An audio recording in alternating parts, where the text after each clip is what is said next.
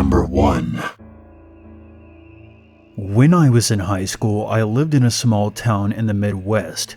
I worked at a historic, but failing, dual-screen theater. Unfortunately, the building itself was on its last leg, and the interior cosmetic renovations hadn't been made since the mid-80s, when a wall was built over the original stage and converted into a cinema. However, I adored the building, and was deeply saddened by its decrepit state. Many of the locals didn't care much for the theater once they started showing movies, and business dropped enormously from then to when I was employed there in 2007. Most of my shifts I barely saw more than a dozen people for each showing, if that. Some days we didn't even have a single person come in. My manager and I eventually became good friends, and he gave me a key to perform nightly janitorial duties. Needless to say, I was psyched. I loved the idea of coming in after hours to work and try to make the theater look more presentable, and not a typical smelly discount shithole. I would purchase cleaning supplies myself, and brought my mom's vacuum in because the theater didn't have one. I tried as much as a 17-year-old could to make the place more attractive, because it seemed everyone else gave up on her. One Friday night at around 12 a.m., I decided to borrow my uncle's steam cleaner to clean up the seats in the second theater. It was a lengthy task, but I had just got done smoking a joint with a buddy, and I had no issue finishing my night off listening to music and cleaning with a buzz. I entered the theater as usual and began completing petty tasks before tackling the big job. Eventually, I entered the second theater and experienced a very uneasy feeling. I have never felt uncomfortable in there before, but for some reason I couldn't shake this pressing feeling on my chest. I assumed I was a little panicky from the pot. I turned my music down and started getting to work to try and get my mind off it. I had my back facing the screen and was scrubbing the second to last row near the exit when I suddenly heard a lot of rustling coming from behind the screen. This didn't come as much of a shock, considering that we've had pest issues in some of the storage rooms behind the screens. Thinking it was a raccoon trying to hide after hearing the drowning noise of my steam cleaner, I continued on and didn't pay much mind to it, until the rustling became very distinct. Whatever the noise was coming from under the screen inside the large metal grate that leads to the stage behind the screen, and whatever it was big. I turned my cleaner off and stared at the grate, practically frozen in fear and continuing to reassure myself that it was a raccoon or maybe even a dog or something. The noise became more prominent, and after what seemed like hours of me just staring at the grate, trying to determine what the creature was, the metal grate made a slow and ominous screeching noise as it began to push out from the inside. I continued to stare in intense fear as I witnessed what came tumbling out. A nearly bald head with a couple of strands of gray dirty hair greeted me before an old naked woman, absolutely covered in dirt, insects, and blood, came crawling out on all fours and looked directly at me. She paused as she was fully out and forcefully grinning at me with her toothless mouth. I'm not sure how much time went by, but I honestly felt like my feet had melted into the floor. I truly thought I was hallucinating.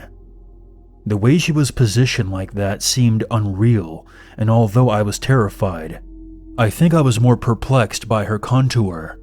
I thought she was a character from Silent Hill I had hallucinated, and that I was tripping on some really bad weed. This is what was playing over and over again in my mind, until she started crawling very quickly towards me without saying a single word, maintaining her grin with her head cocked back and her sagging breasts bouncing back and forth, hitting her bloody arms and smearing dirt and blood together. At that moment I pissed myself and jumped over the last 2 rows of seats. I still can't believe I did that in one leap, and ran as fast as I could to the exit door. I could hear distant shuffling as I slammed the door behind me, locked it, and ran to the police station, which was a couple of buildings away. I gave them the key, called my manager, and told them I wasn't going back. The woman who crawled after me, according to the police, was a homeless schizophrenic meth addict who decided to take up residency under the screen after managing to enter through a small opening from the outside of the building. When they arrived, she was crawling around in circles in the lobby. It appeared to them that she had been staying there for at least a week to shoot up meth, and she more than likely watched me on my janitor days, grinning that toothless grin as I swept away, unaware of her being there. It was definitely the absolute scariest moment of my life, and needless to say, I stopped coming in by myself to clean up. Since then, the place has closed and is completely boarded up. I miss it greatly, but whenever I come back to the area, I still wonder if she's sleeping in there. Number 2. Graphic warning. I'm a horror junkie through and through. While most of my friends gravitate towards different genres of film, I am firmly in favor of terrifying movies. Horror is the perfect genre. The good is good and the bad is, well, good in my opinion. From Argento to Ty West, I've seen it all and made my opinion known online. I frequent horror sites as well as peruse horror-themed subreddits, always looking for that new thrill. What I've discovered in light of the events that I'm about to unfold, my thirst for the macabre begins and ends with celluloid. It all began with an email I received last Tuesday. My inbox is full of offers and spam from the various horror sites that I've registered to. However, something about this email stood out. It was so creepy and off the wall that it immediately piqued my interest. Greetings! You're invited to come to 2486 Durlac Lane. I, Petru Bekla, director of Vain Death, will screen my new movie and be answering questions after the show. Life is a propagation of blood. Blood is best. Blood is good. And blood is all. Life force and want subjugate themselves to willpower and the letting. Next Thursday at midnight. Sincere, Petru Bekla. This email blew my mind on many accounts. Right off the bat, I knew the address. That cinema had shut down years ago. When I was a child, it was the budget cinema for my area. It used to play movies that had left theaters but had not quite made it onto VHS yet, but also, it would frequently have festivals. Namely, horror festivals would screen there when I was too young to secure a ticket. Also, the awful grammar and bizarre nature of the email made me excited that I was going to see something new and different. Given the name of the director, which I googled to no avail, I was expecting some warped Eastern European shit a la Serbian film.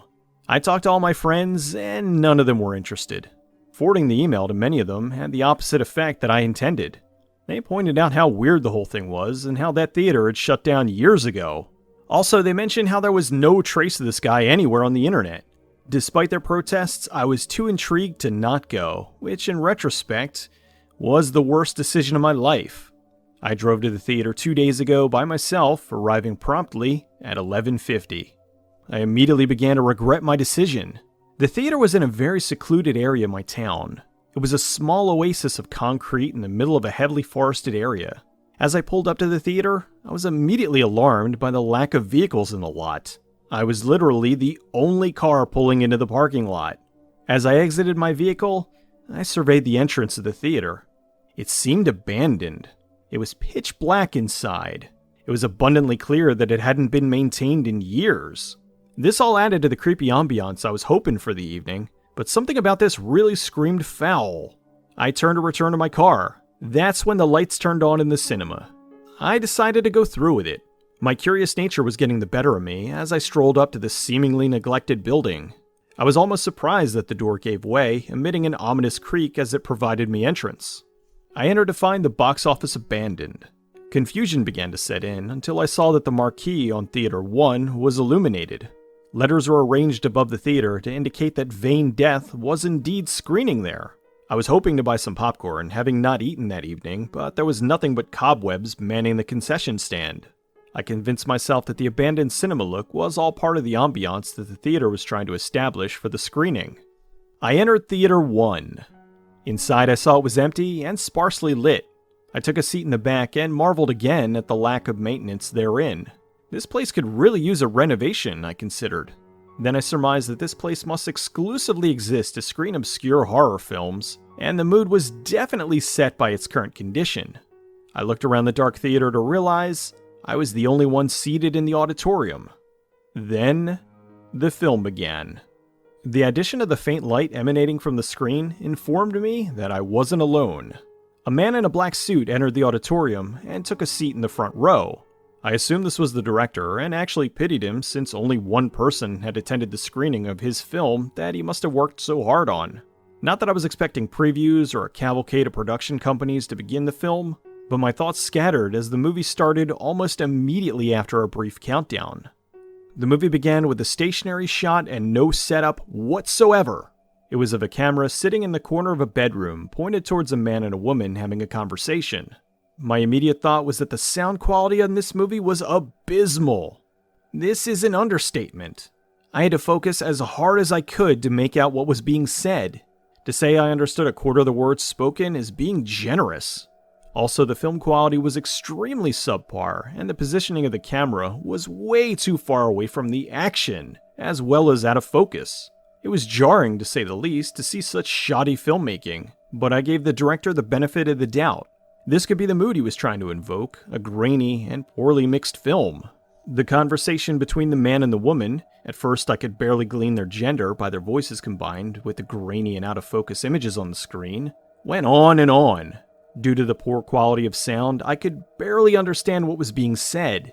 The woman seemed to be sufficiently scared from what I could gather. She mentioned ropes, which cued me into the fact that she may be tied to the chair. About 5 minutes in, I could hear a baby crying. I noticed that there was what could be part of a crib in the opposite corner of the room. As boredom began to set in, I noticed the figure in black had moved a couple rows backwards into the theater. It was too dark to be sure, but I was convinced he was staring at me intently. The conversation continued with the camera remaining stationary. The few words I could make out were actress, movie, amateur, and blood. Lots of mentions of blood was the only thing I could be 100% on.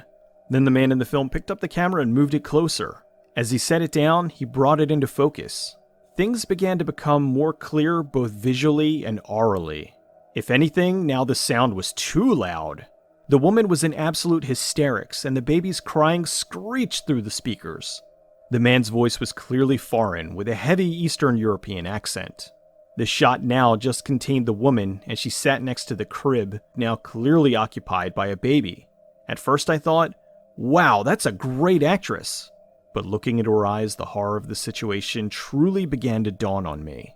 This was not acting. At the same time, I couldn't help but notice the other Denzian in the theater was now sitting 2 rows in front of me, his eyes intently staring at me as the action unfolded on screen. The woman began to plead for the baby's life. She repeated that she never signed up for this. She screamed that she was not an actress. The man took the seat next to her. As her cries began to sink in, the veracity of her emotional pleas chilled me to the bone. The man reached into his pocket and grabbed a razor. In one swift movement, he sliced the woman's throat. Blood began to pour profusely from the woman's neck. The man reached in and began to lick the blood gushing from the gaping wound in her neck as he erotically rubbed it all over his now naked person. He stood over her fading body and began to aggressively punch her in the face as the camera couldn't help but capture the man's now bloody and erect penis. The horror I was experiencing was indescribable, but reached unimaginable heights by what I witnessed next. The man, naked and covered in blood from head to toe from the now clearly deceased woman, grabbed the baby from the crib. He held it longingly and gazed into its perfectly innocent eyes and kissed it on its forehead. The man grabbed the infant by its legs and swung it around while moving off camera. Until my dying day, I'll be thankful I did not see the baby's head make contact with the brick wall. But the sound is indelible and will change me forever. It was the unmistakable pop and crackle of bones breaking, followed by a slight hissing noise, which I could only assume was the pressure allowing the brain to exit its formerly sound sanctuary. The horror of this had kept me glued to my seat and my unwavering eyes staring at the massacre playing out on the screen. As I finally brought my gaze down to see where the other man in the theater was, he was nowhere to be found. I couldn't help but look back up towards the screen to see the man covered in blood and brain matter approaching the camera with unblinking eyes. His gaze was incredibly blank, but had the unmistakable taint of insanity and indifference. Evil. That's when I felt the breath on the nape of my neck. I turned around to see the man in the theater was the same person on the screen. Wordlessly, He stared at me with those same depraved eyes, his eyes alive and wanton. He reached over the seat and began to place something in my pocket. I was literally frozen in place, too frightened to move or react. Beholden to my fear, I accepted whatever he placed in my pocket. He quickly exited the theater, and I was left alone. As the movie remained in the same stationary shot as the murderer had seemingly left the scene, I decided I was going to get the fuck out of there. I made a beeline from the lobby, out of the entrance and to my car. I didn't have the courage to read the note the director had put in my pocket until I got home. It reads, "I'm happy you enjoy my film. Shooting of my next feature, Vain Death 2, begins at 8 p.m. Saturday.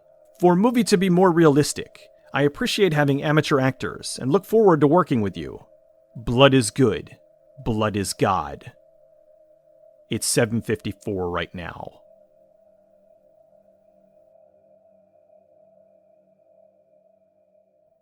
Number 3.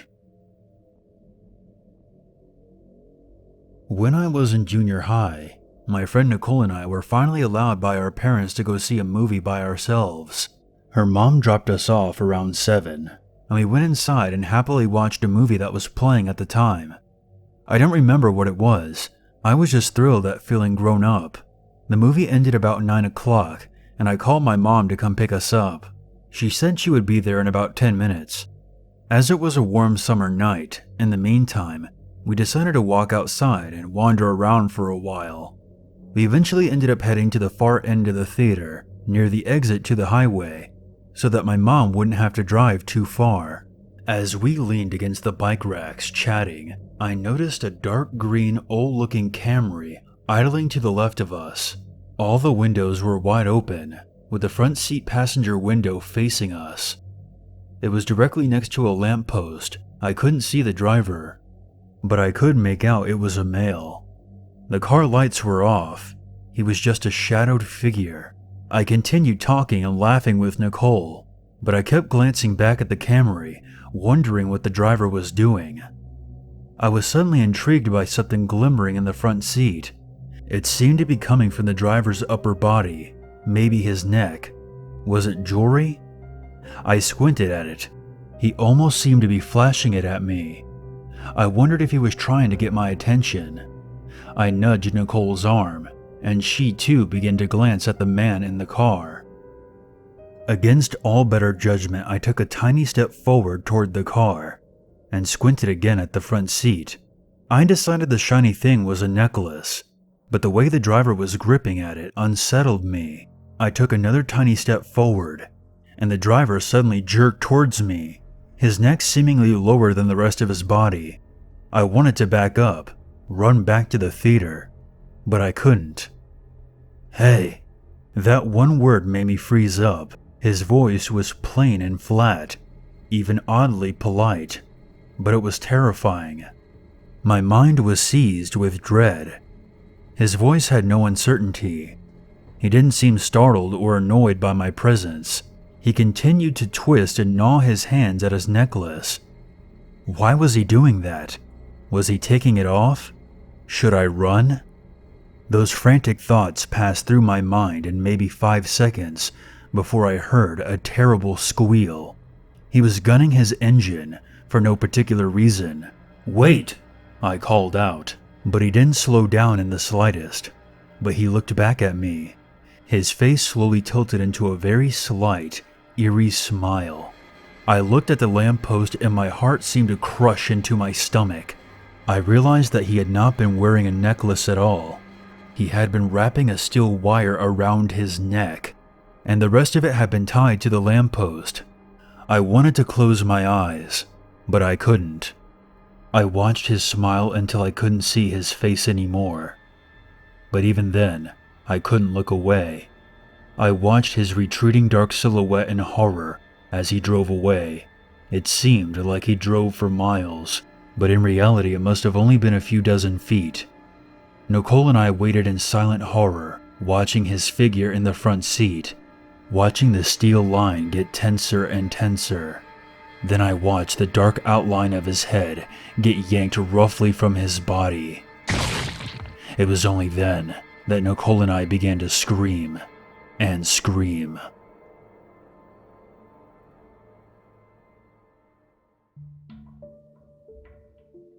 What's up, units? 522 here, and thank you so much for watching. I want to give a big shout out and a big thank you to GoodBadFlicks for joining me in today's video. If you guys enjoy in-depth movie reviews, then you really should check him out. I've been watching him for years, and he is without a doubt my favorite movie critic on YouTube. He has made me appreciate some underrated films, and he actually managed to change my mind about a couple of films as well. His commentary is very insightful, and his reviews are both thorough and entertaining.